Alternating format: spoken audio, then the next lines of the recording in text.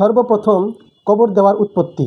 হাবিল এবং কাবিল যখন তারা দুই ভাই সংঘর্ষে লিপ্ত হওয়ার পর কাবিল হাবিলকে এক পর্যায়ে হত্যা করে ফেলল। হত্যা করার পর কাবিল চিন্তিত হয়ে পড়ল, এখন সে কি করবে। তখন আল্লাহ রাব্বুল আলামিন আসমান থেকে দুটি কাক পাঠালেন। কাক দুটি সংঘর্ষে লিপ্ত হলো।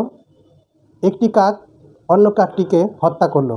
হত্যা করার পর কাকটি মাটি খনন করলো। মাটি খনন করে কাকটিকে টেনে নিয়ে গর্তে নিক্ষেপ করলো। নিক্ষেপ করে মাটি দিয়ে দিল। কাবিল সেটা লক্ষ্য করলো। তারপর কাবিল মাটি খনন করলো। মাটি খনন করে হাবিলকে টেনে নিয়ে গর্তে নিক্ষেপ করলো। নিক্ষেপ করার পর মাটি দিয়ে দিল। এভাবেই কবর দেওয়ার পদ্ধতি চালু হয়ে গেল।